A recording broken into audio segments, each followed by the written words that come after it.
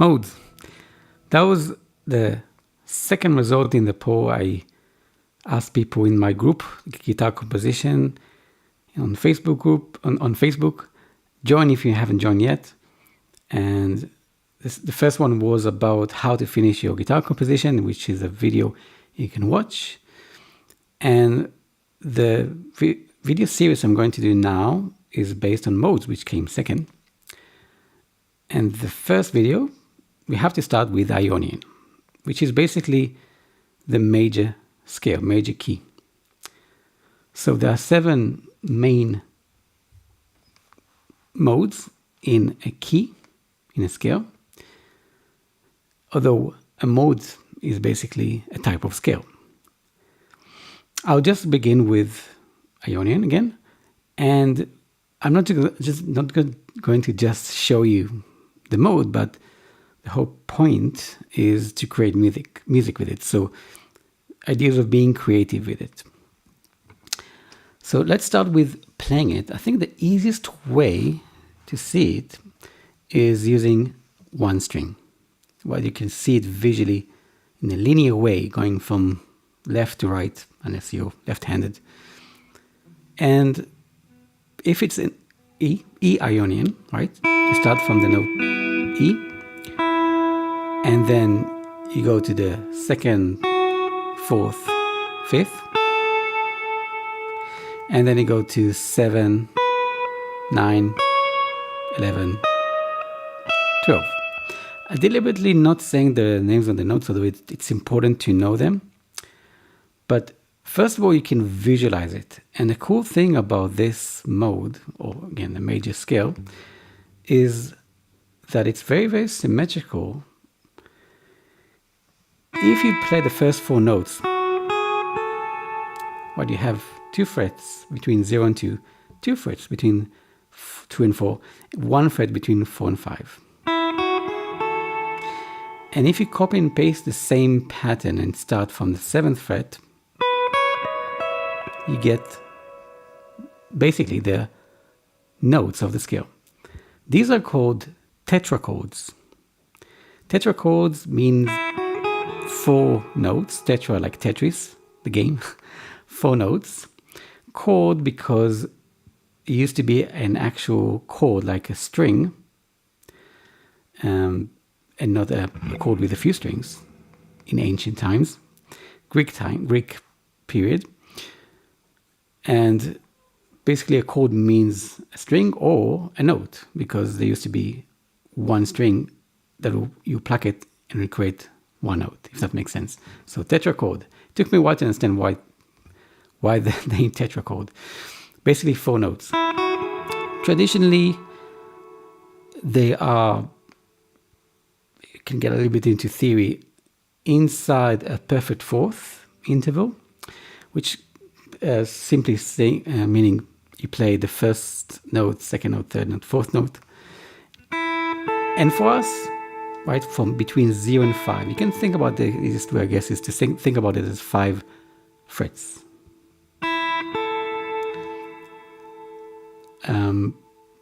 Or 5 frets, right, between 0 and 5, or between 7 and 12.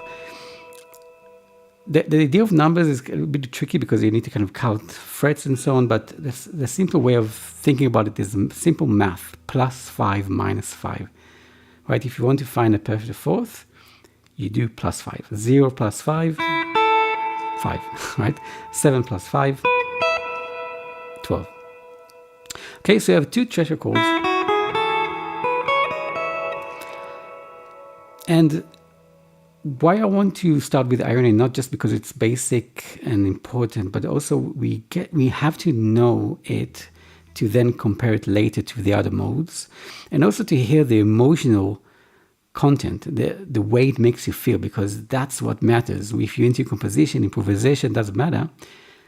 Knowing the theory is one thing, but applying it is the next thing, the best thing, because then you really understand. You're taking the characteristics out of the theory and you turn it into a practical piece of music that people will listen or would like to listen, hopefully. So one definition of the emotional mood, which mood is probably a better kind of way to remember it, mood.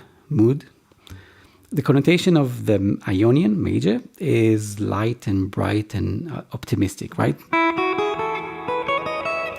And there are a few reasons for it. I think the best way is to actually hear it. Like if you just hear the first 3 notes,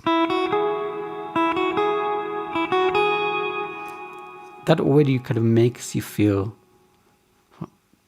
light, happy. There are many nursery rhymes that have these kind of notes of the Ionian, and maybe especially the first 3, right? Right? Frère Jacques, for example, which is also a good way, by the way, to learn and memorize intervals and so on.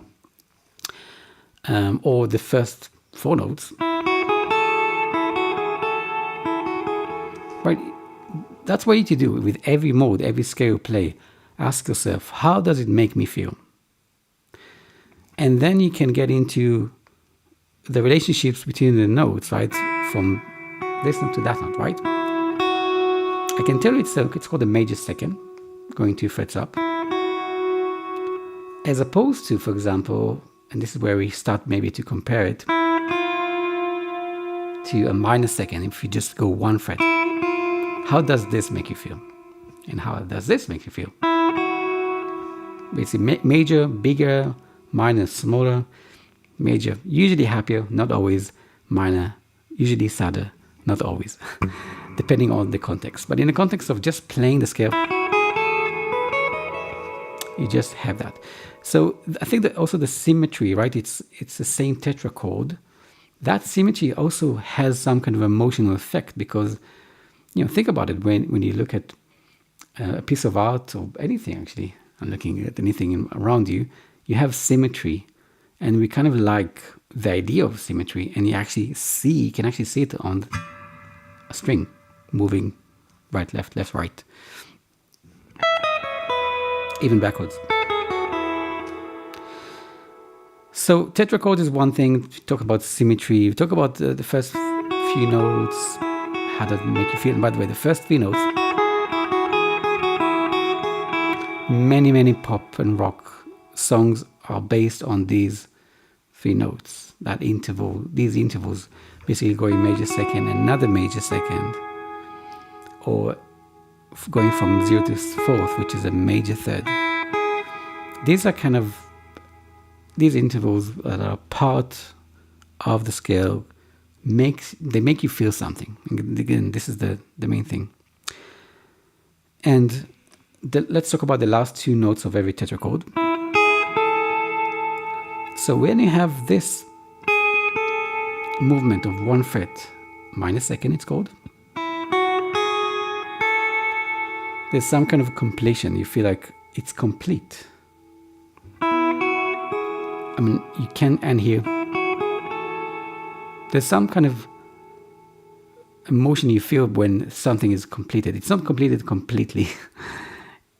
It completes entirely when it goes back to the octave. But even if you stop somewhere along the way here, or if there, you can kind of, it doesn't create any tension. That's what I'm trying to say. There is some kind of tension, but not so big. Attention maybe because I've been playing it many times and you probably know how it should sound like, so you need to hear the completion. So let's talk about this one, the other minor second interval. The name of this 7th note in a major scale, in Ionian as well, of course, is called a leading note or leading tone, because it leads you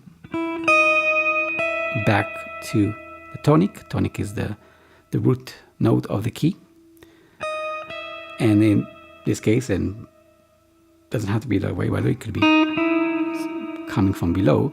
But when you go up towards the next octave, it just, what I mean is that you can't really end. You can't end the scale here. Your ears want to hear the resolution of that tension. So okay, we talked about a lot of theory. Let's talk about practical ways of using it. Now, the cool thing about this string is you've got another string, which is E, and you can use it as a drone, which means you can give yourself kind of a very simple backing track, just playing a bass note and improvise across this scale or mode.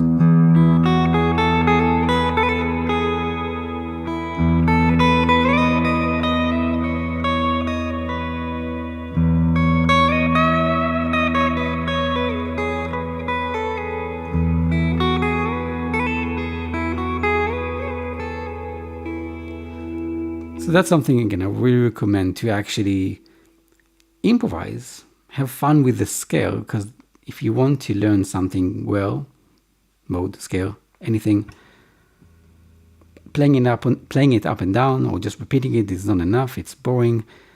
What you want to do is connect the notes in any way you want, right? That's what improvisation means. You randomly sometimes play the notes unless you find something you like, and then you repeat it and make variations and so on. But just with using open E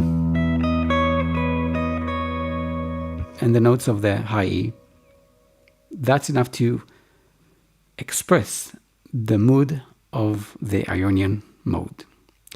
Now, the cool thing about this is that you can play the Ionian major scale on every string by following the same formula.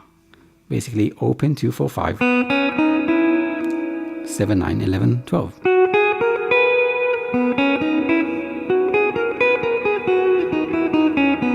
And then the name of the Ionian scale would be based on the first and last note, B.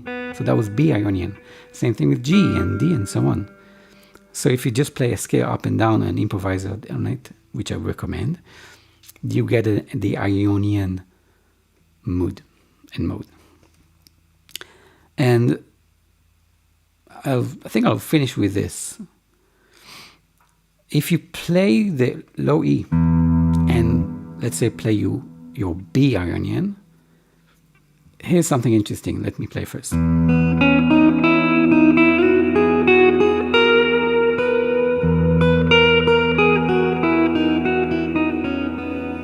So I was playing the pattern of the major, but something interesting happened at the end. That note belongs to the B major, but when I'm playing E as the tonic, as the main note that all the other notes dance around it, if you like, it creates something different. It creates some kind of a different mood, emotion, feeling, which is what I'm going to probably talk about next time. Okay? If you know the answer, that's great. But yeah, we need to talk about it because that will be the next mode. Let's take it mode at a time. So what you want to do is just make sure you know the Ionian major scale. For now, if you're a beginner, you're not sure exactly what's going on, you can just do it in a horizontal way. Play every string at a time, so you can really hear it. If you're more advanced, you can go with C major, but of course the whole fretboard. The only difference in terms of playing it on guitar is that you would need to, without a drone, without something to refer your music to, you need to go back to the tonic. Meaning if you're improvising in C, give yourself the C, go back to it.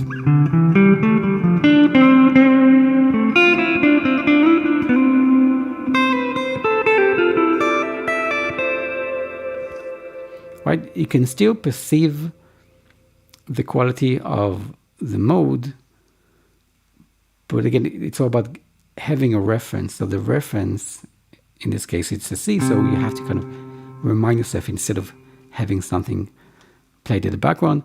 Another option, of course, is if you have a loop pedal, you can just record that note, backing tracks and so on. But my approach is to actually try to do everything on one guitar to make sure, because you can get distracted by other things. Also, it's good to be self-sufficient. just you and the guitar. You don't have to deal with technical things, something doesn't sound right, that something sounds like the style you're not into, right, if you're playing a backing track and so on. So yeah, let me know what you think. Subscribe if you haven't for watching, get notification for the next video about the next mode, and create great music.